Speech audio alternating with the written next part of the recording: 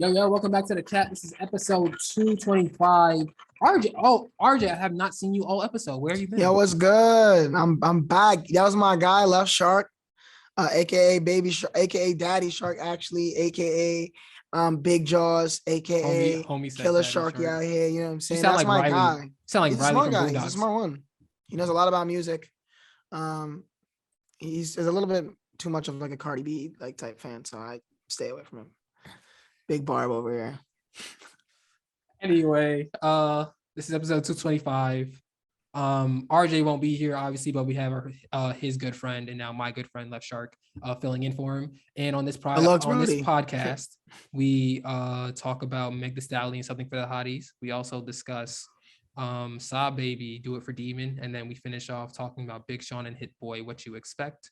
Check us out on Spotify, YouTube, Apple Podcasts, Amazon Music, Anchor, Verbal, and more. So yeah, see you there.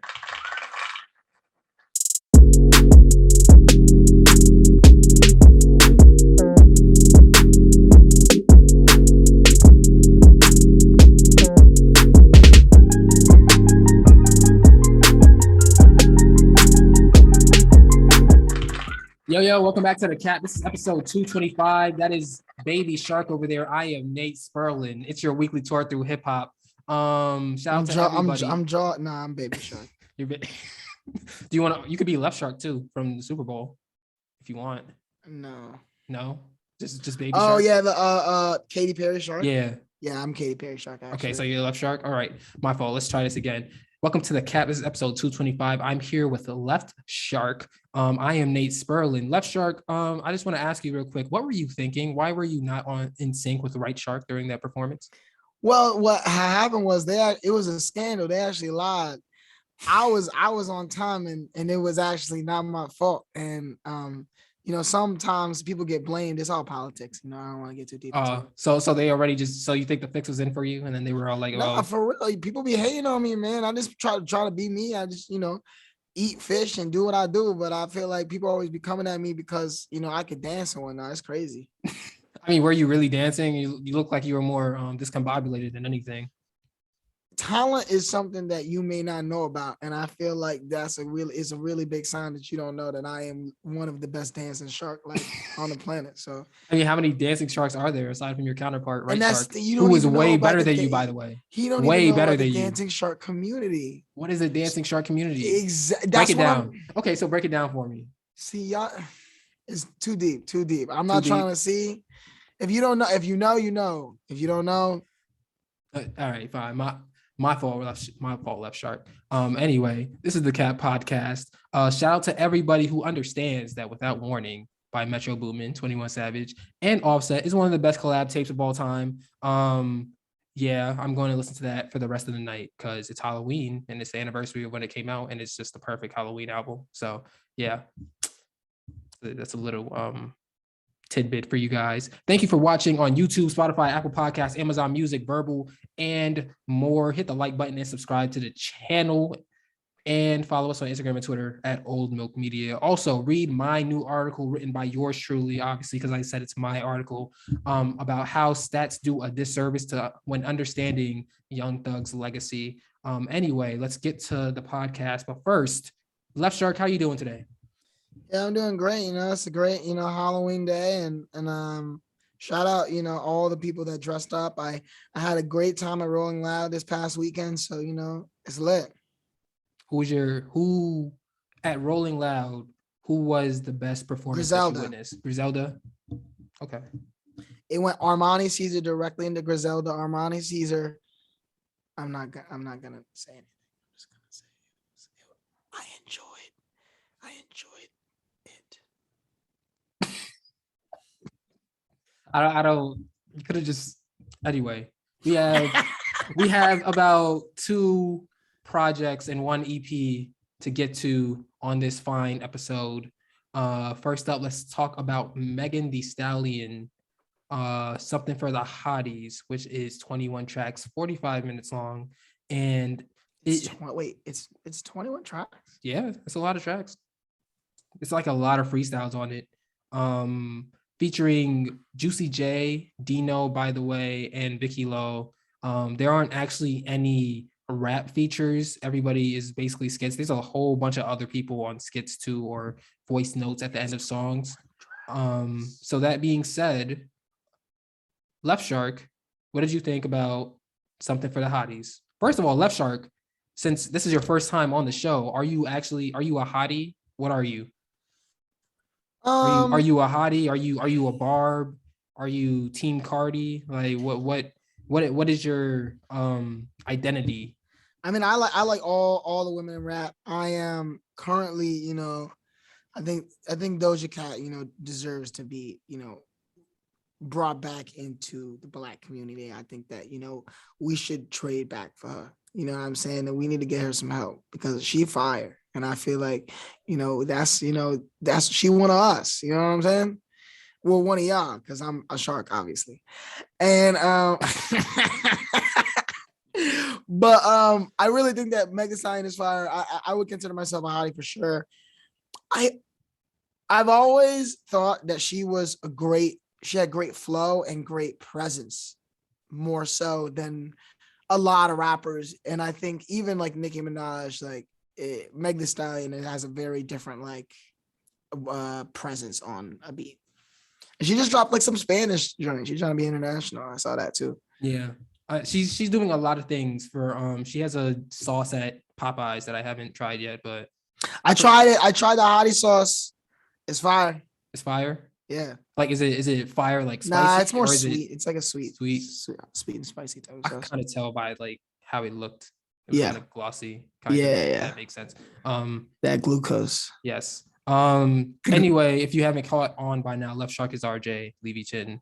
But we're just gonna call him Left Shark today because he put a lot of work and effort into his Halloween costume, and I don't think that it should be taken for granted. So Left Shark, I appreciate you. And he has a chain on too. I don't know if you could really see. Oh my God, sharks be glistening out here. Out here glistening. They be finding the gold, huh? Anyway, Water, the drip, because I'm out here, walking around. I gotta keep some water on me. Is water wet? Water is not wet. No. Okay, good answer. I argued about this honestly too often. I've argued about it a lot too, and it's true. Water isn't wet. My question is like, does that? The only thing about this Meg Thee Stallion project for me is like Something for the Hotties makes it feel like. I mean, it would make sense for the artist she's trying to be, and Nicki Minaj did this, as I feel like she dropped all these bars because she's not gonna rap a lot on this next joint. I mean, Something for the Hotties definitely comes off as something like a mixtape. There's so many freestyles. If I don't know why I didn't have the wherewithal to do it at the moment, but I'm gonna do it right now. I'm gonna count how many tracks are labeled as freestyle on this new project. So we have Megan Monday. We have Tuned In. First off the back, the first 4 tracks, like actual tracks, are freestyles. Tuned In freestyle, Megan Monday freestyle, Southside Forever freestyle, Out of Town freestyle, and then we get into I guess songs. I guess there's 5 freestyles here. There's 5 tracks labeled as freestyle here. So that being said, I didn't really take it as an album or a follow-up to Good News. I definitely took it as Something for the Hotties, like she labeled it appropriately. There's a lot of voice notes on there from different Houston legends and just different people all over talking about how Meg is next up. But one thing I did think about when listening to this project was first of all, I think that if this is Meg's peak, then she'd be top 5 for years regardless. But that being said, has she peaked? I don't think that I hope not.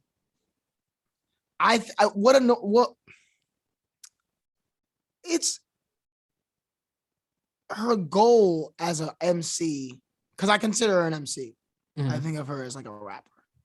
Like there are a lot of people like they're a melodic artist, and I think of Megan Thee Stallion as like a rapper. Like she can sing, obviously she does her singing thing, and like she's getting more into that bag. But I consider her a rapper. Is that like? I don't think that she's on a lot of people's levels. Personally, I think that she, as I said, with the presence, like I think that is like her thing, and I feel like she's like really like an alluring like MC.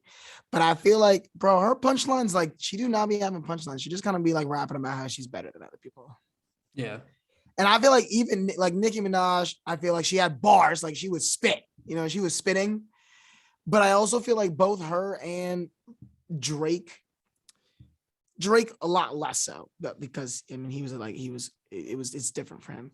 Is that like they would rap punchlines, but a lot of the bars would be flexing in a way that makes the audience member be like, I want to flex like this, and turns it into Instagram captions and all that or whatever. Is that Megan Thee Stallion doesn't really do that, but that's the type of rap she does. Like just like, like a bitch can't stand me, like I'm flexing on bitches, like they can't touch me. I don't know why, or like did a bitch say something about me? Like why she say something about me? I'm nice, like, and I'm always like waiting for like the punchline where I'm like, ooh, that's a bar, like, ooh, yeah. And like, I'm not one of those people that think that, why is these women in rap not spitting MF Doom level? Like, that is not what I want. Imagine expecting Lupe Fiasco bars from Megan Thee Stallion. Like Megan Thee Stallion, like no, like you'll be so disappointed.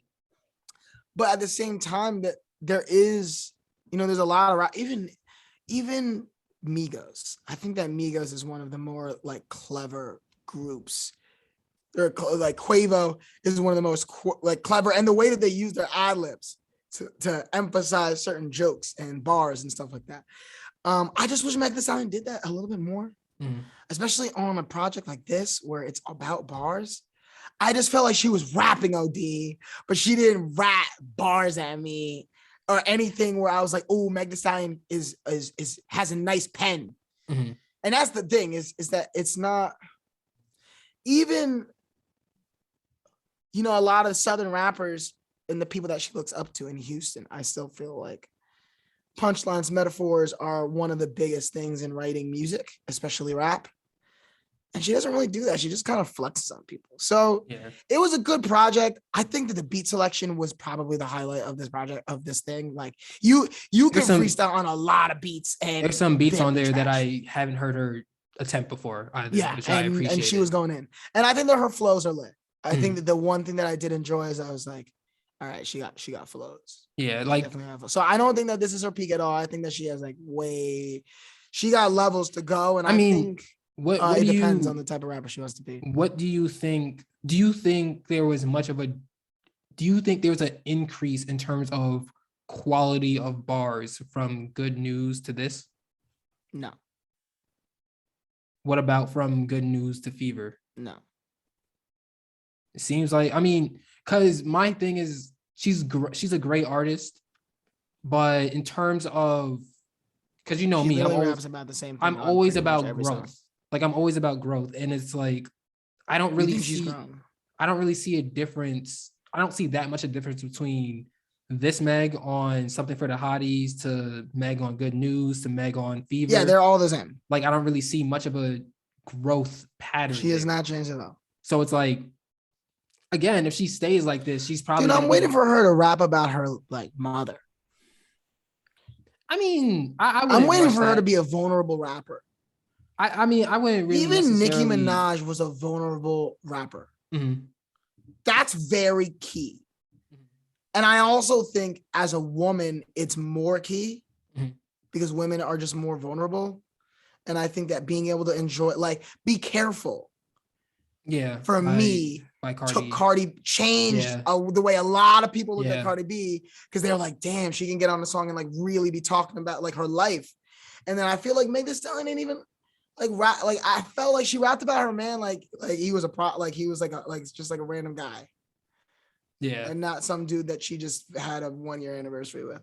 It's like for me, my two things for Megan Thee Stallion growing is one, more punchlines, Like she I has the agree. ability to be witty. I think that she can be witty. Mhm. I think that she needs to be a little bit witty. Because she always like the way that she has the beat, like she'll be rapping. And then at the end of like a 4-bar phrase, the beat will go out and like she says like one last bar, and then like beat comes back and she says some shit. Every single time the beat goes out, she'd be saying some rap. She'd be like, bitch can't stand me. And I'd be like, you said that last time. Like, I guess bitches need to like sit down, I guess. I think well, first of all, what's the other thing aside from punchlines that you're looking and for in her vulnerability. growth? Vulnerability. And hey, Hove didn't start rapping vulnerable until like 3-4 years ago. So I'm not out here acting like Megan Thee Stallion. Oh, Megan Thee Stallion, like you're not gonna be successful if you're not vulnerable. Because Jay-Z literally, it took like 13 albums for him to get vulnerable. But I think it's different now. Yeah, I mean, and just what mentality and you can have as an artist when it comes to like your struggles. Yeah, I mean, I think that. I mean, I don't remember which Meg album I said this on, and it probably applies to both. But I think that one thing she needs to do is be more versatile in whatever way. I feel like the fact that, first of all, the fact that I can't even remember which album I was talking about kind of proves my point. But it's like, okay, Meg, we understand that we understand what your current content is, and we understand what your current sound is. But going back to even talk like the beginning of the year when it was talking about Lil TJ, what's your second pitch? What's the alternate Meg Thee Stallion that if people don't enjoy normal regular Tina Snow, what's the second quality, the second skill? I think that this next album is going to be that. In that, but I don't think that she's going to grow as a rapper. So. I mean, but at the same time, it's like I feel like if this next album was really going to be that, I feel like we would have had some type of clue based off this, don't you think? If this is just something, not necessarily, if this is just something that's for the hotties. If you think about it, we didn't necessarily get a hint about DaBaby. We didn't know we were going to get a rock star, or at least I didn't. I don't know if you did, but I didn't know that we were going to get a rock star on that last album. I mean, but also, first of all, when this came out, when this was announced, I thought it was just going to be a single, if I'm being honest with you. And then I didn't realize it was an album until I actually looked at the Spotify page. So because I saw her post being like, this is to hold you guys over. It's a interesting way to go about this, really, because it doesn't feel like all of the let's get this in number one, let's market this crazy is really into this project as bars. It was another one. But still, it's still a Meg Thee Stallion project though. No, bro, it's bars. It's for the hotties. It's for people that like fucked with her when she was just like Tina Snow. This is for Tina Snow fans. Okay. And that's when she's in her rapper bag. Good news to me Tina Snow was the opposite. It's for white fans. It's for the mainstream. What's the difference? General market. What are you talking about? But what's the difference? But honestly, what's the difference? One is her rapping bars, and one is her trying to make songs that are gonna be on TikTok. That's the difference. Savage is not. Savage would not fit on this album. Savage would stand out on this album. Not in like this is the hit, but in like there's one song that's not. I mean, like that shit is on the album. What? That shit is on the album. She's still rapping on it, but it's still something that was meant to go viral. That shit is on. And it's the last song before she has her final interlude. It's on here. So then it's more like it's kind of like when Drake added Hotline Bling to fucking views. I mean, my whole point is that like I feel like that's just like the song. That's the song that like that's the single that popped, and they just like put it on the end to like help rake up streams. I mean, the only thing that I'd say when you're comparing it to DaBaby is that before Blame It On Baby, we just had Kirk, and that was an album, like a serious album. It wasn't really like this is just something. This is something to really hold us over for the next project. I feel like I would expect more experimentation out of it, if that makes sense. Like I would expect more things, because even when you look at these freestyles, literally she's been doing these freestyles for the last 18 months. Like I've been like she's posted like half of them already, like on Instagram, just hey, here's a freestyle. And then but what I'm saying, so like you're not seeing what I'm saying though, because what I'm saying is that if you're saying that the next project isn't going to be like something that we've heard from Megan Thee Stallion before, wouldn't it make more like I'm just saying, logically, wouldn't it make sense for her to try and see which songs are like which sounds are performing better on this project? Well, that's what I'm saying, is that if the project is about a specific type of Meg Thee Stallion, which is, I think that it is, because half of the songs are fucking freestyles. If it's for that level of Meg Thee Stallion, then no. Because if the projects are going to be, I just think that they're going to sound so different, and we're going to see a lot less rapping. We're going to see a lot less singing. We're going to see a lot more trying to be catchy. We're going to see a lot more pop attempts. And I think that comes from, she understands that there is a large amount of her fan base that isn't into that. Don't want Savage. They don't want all that TikTok music. They want bars. Is there a demographic that want that? That doesn't want Savage. That's not out of her fans. I think it's Savage is different because Savage. No, yeah. Don't you think that's her biggest song? I actually, I'll take it back. I think that there is like a demographic that's like, no, I do not like Savage.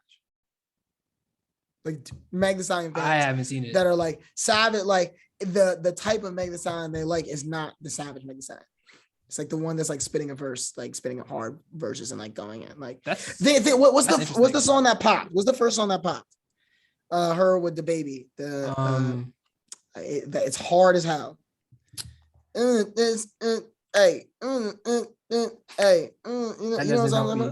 doesn't help me. That's literally how a song sounds. Hold on.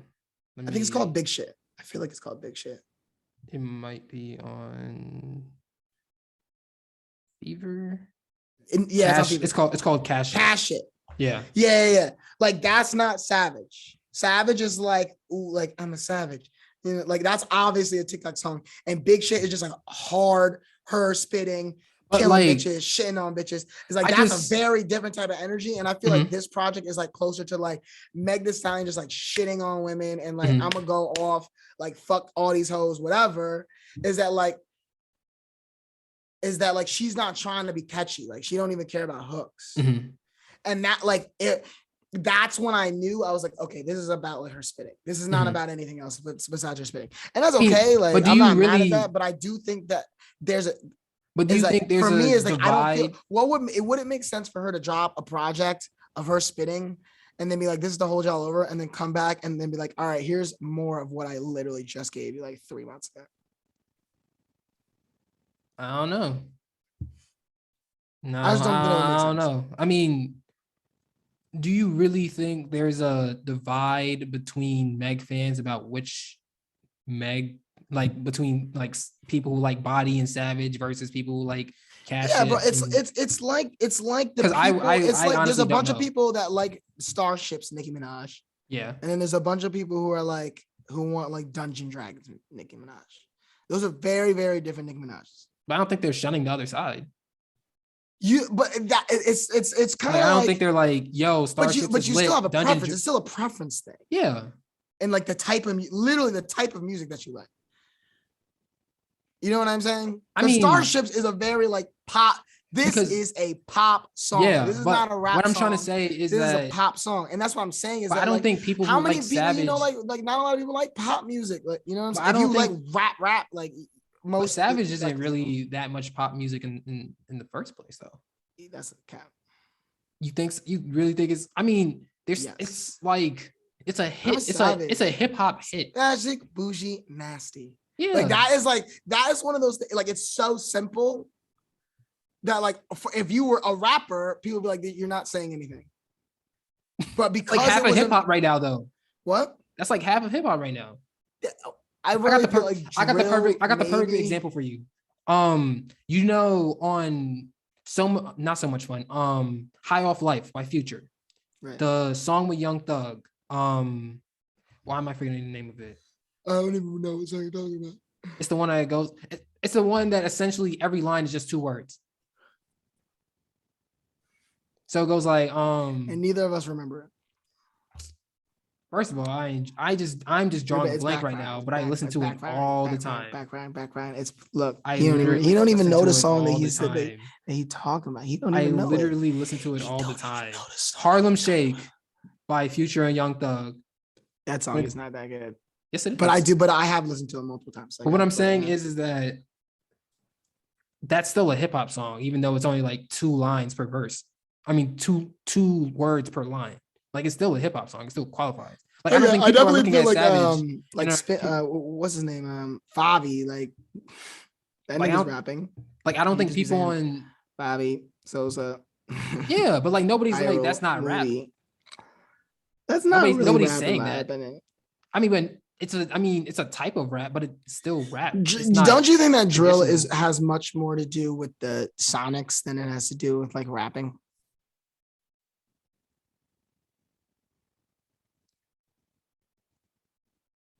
I don't know, because I feel like if it had more to do with the sonics, the beats would be more. There would be more diversity in types of sonics. That's what I mean. It's more of like the energy that drill in itself inhabits.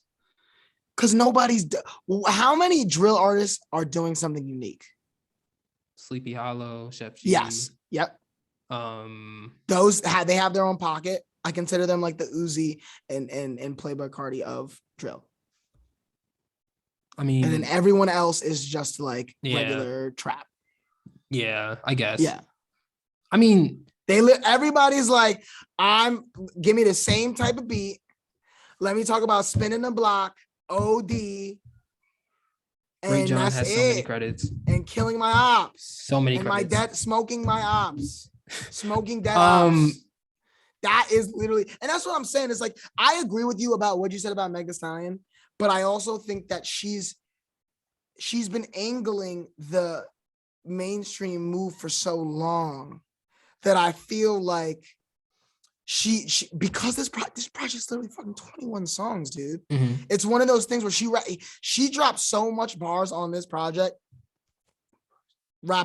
She rapped a lot. She performed a lot of rap on this project, that the next project having none of it, having no rapping, would be fine. Because she's like, bro, I just gave you 21 songs. Okay. You know what I mean? I see it. She's in that. That's what I'm looking. That's how I'm thinking about it. But at the same time, it depends. I just really think that I'd also her argue goal is number ones. I'd also that she's looking at. I think a lot of people. Doja Cat has, and I think I said this on the last episode. Doja Cat has more Spotify listeners than Drizzy Drake. That doesn't. One of the most high-selling. You don't even know what that means, though. Hip hop acts. He's talking about fried streams. I don't want to talk about fried streams. But you don't even know what that means. I just want to talk about the number. But you don't even know what the number means. What does that mean? What does monthly listeners mean? The amount of people that listen to your music during the month. Okay, but that doesn't necessarily mean that you're bigger than someone. You could have a hot song that's that's not what I'm saying. That's not what I'm saying. But that's what I'm saying. It's about it's musical relevance. But that is a very good explanation of musical relevance. That Spotify number, in my opinion, at least. Let me ask you a question then. If the Spotify number is because people are still streaming a song from 2 years ago, are you still musically relevant? Yes. I disagree.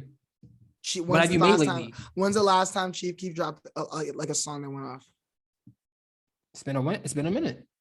And is he still not one of the most relevant rappers right now? No. That nigga headline fucking Rolling Loud. They waited in the rain for hours for him. That's fine. He's a legend because he has legend status. But that's what I'm trying to say. But nobody's really checking for the next. That's the whole thing. It's about time. If you can make timeless. When was the last time you listened to? If you can make timeless music, it doesn't matter. But when was the last time you listened to a Chief Keef album? It's not about that though. Yes, it is. Not every artist is an album artist. Still though, when was the last time? Chief Keef is the last guy. There was a Chief Keef single that you enjoyed. Even Chief Keef fans, like Chief Keef fans. What's the newest? You could be like, when's the last time? What's the newest Chief Keef song? What's the newest Chief Keef song that you've enjoyed? What's the newest Chief Keef song? Matter if he could still do a show right now and have a bigger set. He has a bigger set and a more important time slot than some of the most relevant artists right now. And he does a better show than them with music from almost a decade ago. That is what deserves respect. Not a bunch of niggas that are dropping right now. I'm not saying it doesn't deserve respect, but what I'm saying is at the end of the day, it doesn't equate to you being a bigger artist than someone right now with less Spotify listens. That doesn't equate. Nobody in their right mind is saying that Chief Keef is a bigger artist than Drake right now. Nobody's No, saying that's that. I mean, yeah, that's not my point. And we're not. But I'm that's not what. trying to say that about Doja Cat. I'm just trying to say that Meg Thee Stallion is looking at the rappers around her, looking at the people that her contemporaries. I consider her contemporaries people like Cardi B, Nicki Minaj, and right now Doja Cat. And Doja Cat being the most listened to artist when her album dropped months ago. Like Drake dropped his album, what, 2 months ago? Mm. And she surpassed him with an album that dropped months ago. So it's one of those things where it's longevity. Like that is the most important part. Now, I'm not saying that But you Doja Cat know, don't have fried streams because but she there's have fried so streams. My point is many that for Meg Thee things Stallion, that go into Meg Thee that. Stallion is not in spitting distance right now when it comes to music consumption like Doja Cat. So what's the thing that Doja Cat does that Meg Thee Stallion doesn't do? She can give you pop hits. She can give you a plethora of pop hits.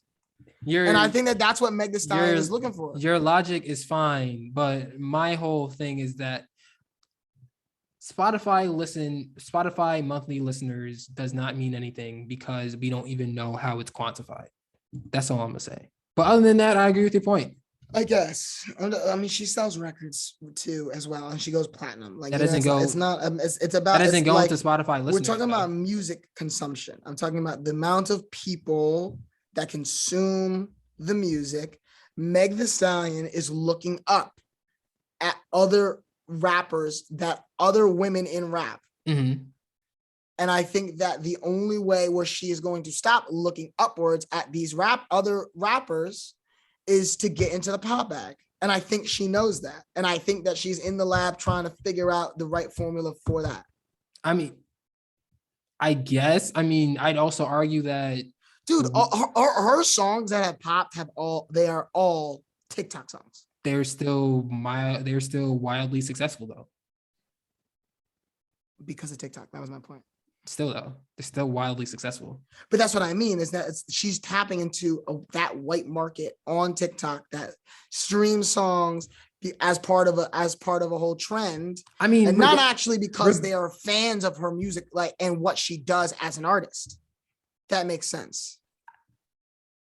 That this is all just a numbers thing, and it's like, okay, I guess you're gonna get good numbers, but at the end of the day, it doesn't mean, like, I see what you're saying, and what you're saying is correct, but at the end of the day, like, it doesn't really give me much faith if the goal in terms of musical growth is to appeal to people on TikTok, solely appeal to people on TikTok. Like rappers don't sell it all the time.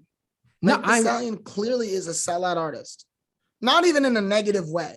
I mean, but my whole reasoning here is that Meg Thee Stallion is a good artist. I would like to see her get better at her craft. Her appealing to TikTok fans just to get TikTok streams is not an example of her growing as an artist. That's what I'm saying. But I agree. We are in agreement with that. But to act like she's not an artist out here to make money is also ridiculous. I mean, I'm not saying that she's not. I'm just saying, like, don't have expectations for her growth to come from like things that aren't directly attributed to the capitalistic ways of being like a pop artist. I guess. I mean, I guess. What are your favorite tracks? I gotta look. You go first. Megan's Piano, all of it, Freakend, Bagels, and Pipe Up. Megan Monday, Out of Town, Megan's Piano, and Bless the Booth. I like the interlude. I really like the Juicy J skit. Yeah, I need to smoke more weed. Was wilding. I wish that Meg, once I find the name of this song, I wish that she made this an actual song instead of just an interlude. The Tina Snow interlude, I wish that was an actual song instead of just like one verse and then two people talking on it. I wonder what I want to know. Like, I do kind of want to know why she didn't promote it. I feel like it deserved a little bit more of a push, but it's okay. She got it. How much do you think she's gonna sell first week? Over 80? Over 60? Over 50. Okay. Same. 55. I 45, mean, 55. Also 35. another thing is like, do you think it's too soon for her to go pop? I feel like a No. lot of things that are rushed here. No. Yes. Okay, Nate. Like I don't her know how career- tapped in you are, but I want I you to know her am- career is being handled poorly. I know, and that's what I'm saying. It's like, So what do you expect it to not be more of the same? I mean, I'm not here. We can. You're trying to be logical, and I understand that. I'm just trying to be idealist for a second here because Well, I'm an idealist I too. She don't- wants a bunch of number one fucking hits. How does she do that? Make pop music. Doja Cat shows is she, I mean, Nicki what Minaj I'm trying to showed say hip is that women in rap. Nicki but what Minaj showed a all whole I'm trying generation to of say is that I feel like Meg needs to establish herself more because I don't she's making in moves rap. because she's making moves like she's by far the number one She woman Popeyes rapper. just gave her a bunch of money. But my whole thing is that What do you mean? but what I'm saying is that the moves that she's making isn't necessarily justified by her status. She has 2 number one hits. With help. Okay, and With Beyonce and Cardi B, two of the biggest pop stars in the Okay. world. So how do you get more established than what she's done? But what I'm saying, you're not listening to me. Didn't she win a Grammy? She low-key You're not won a listening. Grammy. You're not Didn't listening. she win a to me. Grammy? Did she? You're not- When have we ever cared about the Grammys? That's not my point. Is like you acting like she needs to. How does one in Megan Thee Stallion's position? How does she Do you think that to she's solidify herself? Do you What think more that does she have to she do? do you think she's solidified the fact that she is the best woman rapper in the game right now? No. That's my point. That is But my point. how does she solidify that if Cardi B exists and Nicki I don't Minaj even. exists? I'm gonna be real with you. I don't even think she's. I don't even think she's by far better than Lotto right now, as a rapper. But my You. question is that star power wise, she's proven her worth as a star. That's been proven. Yeah. Popeyes would not have given her the money. So when she's established as a national artist because she's literally working with a national company. Mhm. So when you say she needs to establish herself more as an artist, I don't know what you mean because she's been one of the biggest hip hop acts of the last 3 years. What I mean is that Am I wrong about that last part? no, you're not wrong. But what I mean is what I'm trying to say is that Cardi B hasn't dropped an album in a minute, and Nicki hasn't dropped a good album in and when however you long and want to when- say. So Meg Thee I'm not Stallion even has talking been about the I'm not even only- talking about Nicki, to be honest with you. I know, but Meg Thee Stallion is the only rapper who's dropped rap albums that have had success in the last 3 years besides her. It's her and Doja Cat. I mean, that's not, but all I'm trying to say is that in terms of quality, she hasn't dropped anything yet that makes me feel like she is by far going to be the next But legend. what does that have to do with untouchable. her getting into a pop bag? What does that have to do with that? What I'm trying to say is that, but you asked, what I'm saying is that I feel like she should establish herself in rap more. You asked me why I feel that way. The reason why I feel that way is because I don't feel like she's necessarily blown me away yet with anything that she's really done. It's always been, okay, there's potential here. I'd like to see you grow it out more. There's potential here. This is a great song here, great song here. Now, like, give me something cohesive. And she hasn't, I mean, she's kind of done it, but not in a way that really blows me in the same way that I'm looking at other, like, for example, Flo Milli. Like if we're looking at Flo Milli, we're like, okay, like yeah, I agree with you. But Flo Milli is someone that I would like, that I feel like your argument would make a lot more sense for. Why? Because she only has one project out. And even though it got like a bunch of like clout and it got her a bunch of attention, she clearly has not established herself like with the discography. Meg Thee Stallion has what, 3-4 projects now? More than that. If you're counting everything before Fever. I know Fever is the first thing. This is her third. This would be her third.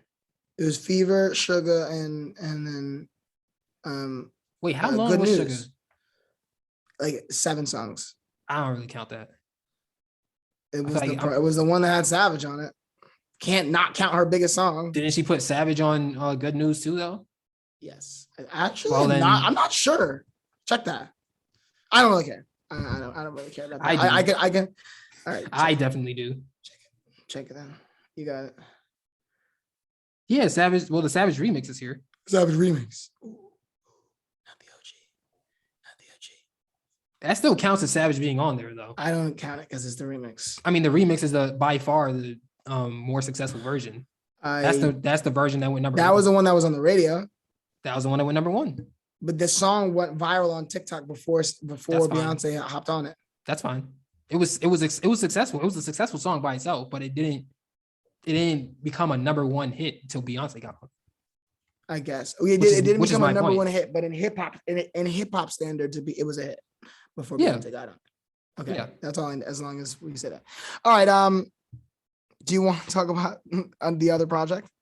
We went on that Megan Thee Stallion for a while. Yeah, we did talk about Megan Thee Stallion. But I do want to talk about. No, let's talk about let's talk about SahBabii. Let's talk about Do It for Demon. 20 tracks, 57 minutes long, with no features. RJ, what did you think? Dude, this album was crazy. I think that it grows a lot like throughout the album, which is like key to me. Because I think that it started off and I was like, I don't know what to think. And then songs kept popping up and I was like, oh wow, this is a good song. This is a good song. Okay, this is a string of good songs. Okay, wow, okay. You know what I mean? So great album. I love the beat selection. Beat selection's great. He sounded a lot like Young Thug though. Like there's a lot of songs where I was like, oh, this is like Young Thug. And that would be a beautiful time for me to plug my new article about how Young Thug's legacy isn't measured in numbers, because that's an example right there. Yeah, we'll check that out on OldMilk.co. Influence and impact. Yes. And I think that I think that was something that made me there were a bunch of songs was like, wait, is this Young Thug featured on this? That was a great alley-oop, by the way.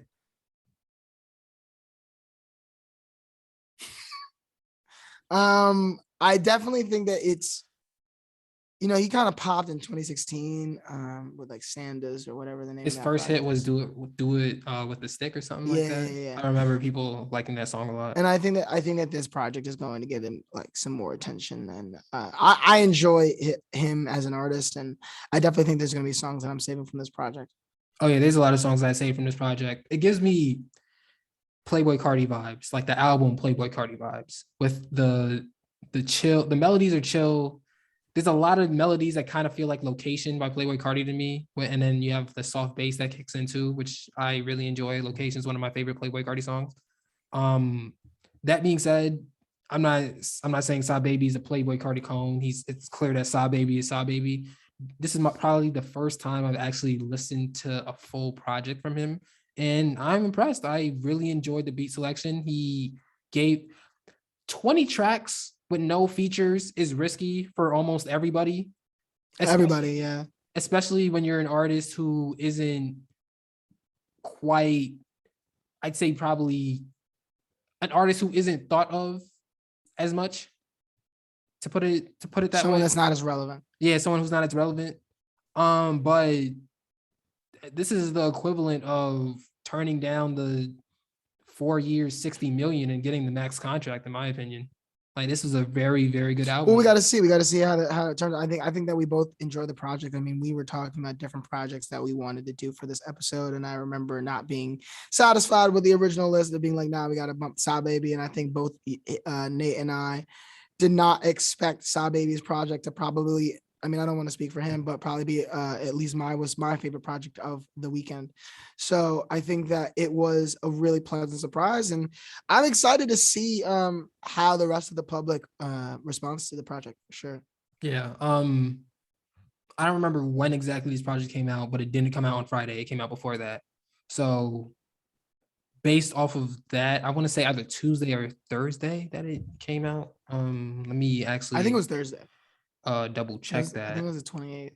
The 28th came out the 27th.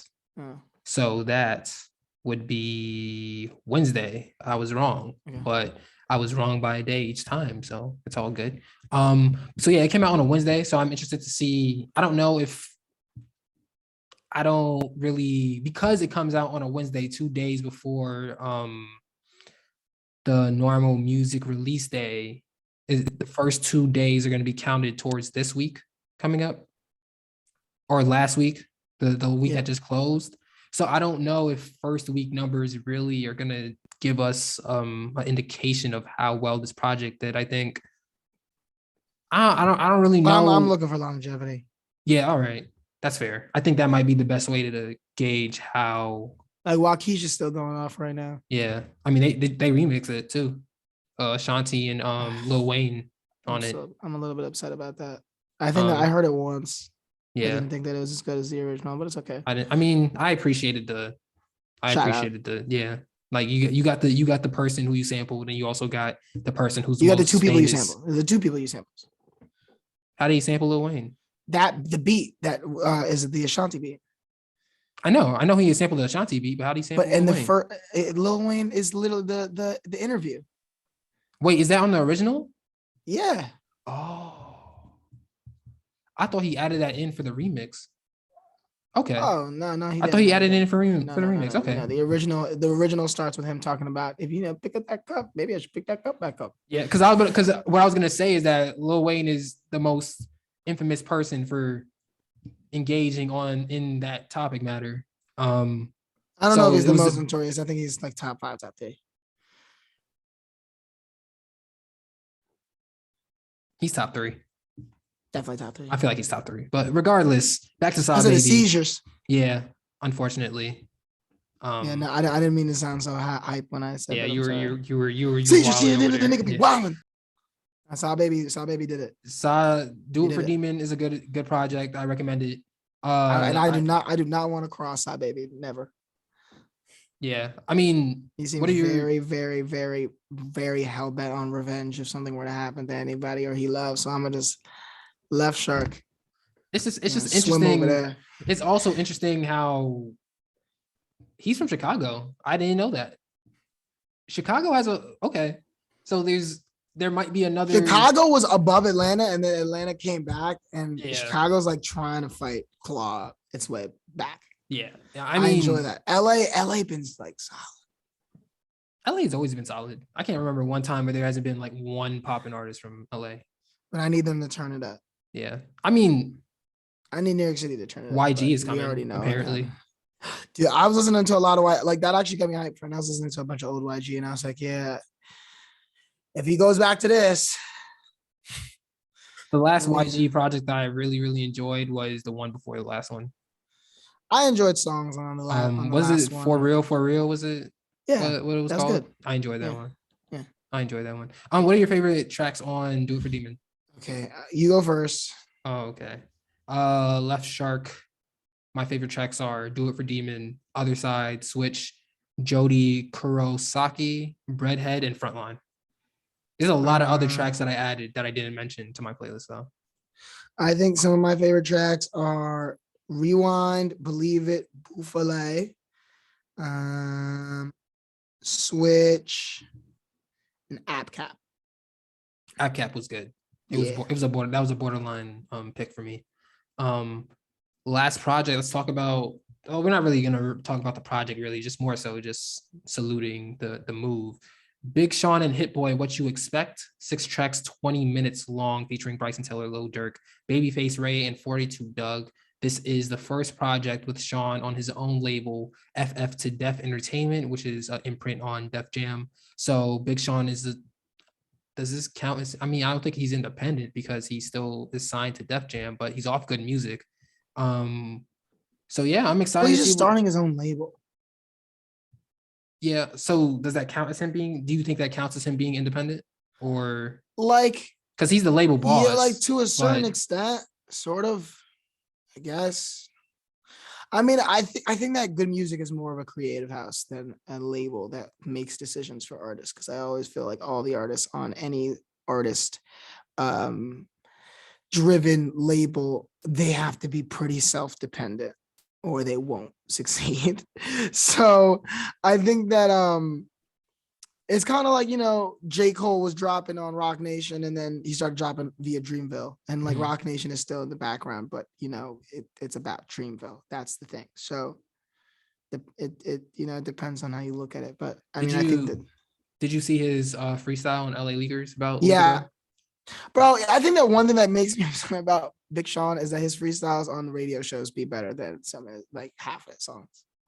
I'm like, why you ain't just put this verse I'm gonna on the always album? I'm gonna always make the case for this, but Big Sean's best verse is on Control, and nobody remembers it because of what Kendrick did after. But I that's his best remember it. verse. I remember it, but you're wrong. What's his best verse then? I would have to look into a bunch of verses and like make a decision.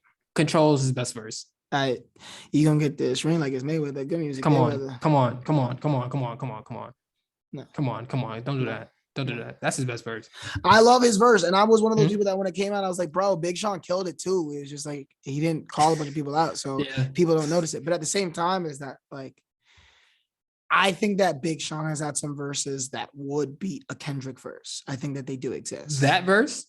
I think or just that the Kendrick there verse? are Big Sean verses that exist that could beat Kendrick verses, not the control. Okay, okay. I was about to say, don't be blasphemous over here.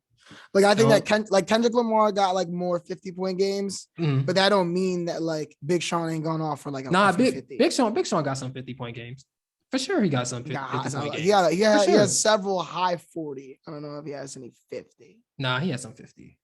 I don't know. The Control verse is a 50. All It's a good verse. It's like if KD nice and Curry 40, went off for 50. 47 or 48, you know. That's 50. It might as well be 50. What do you got to do? Yeah, might as well be 50. What do you got to do? Get fouled one more time? Yeah, get 49. He missed the free throw. That's his fault. They blew the team out by 20. And that's why nobody got he got taken out 6 minutes with 6 minutes left. You don't think he was gonna get them 2 points in 6 minutes? 49 and 20. Yeah, it was like 49 and 27 minutes. Anyway, that's cool.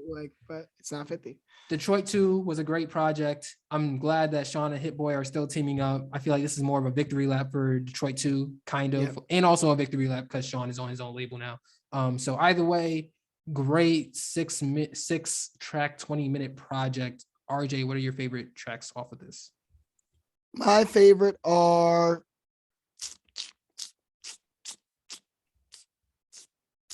you want me to go? No. Loyal to a Fault. Yep. And Offense. And the one. What about What a Life? I was gonna say What a Life, but I usually only give 3. So What a Life would have been my honorable mention. I enjoyed What a Life.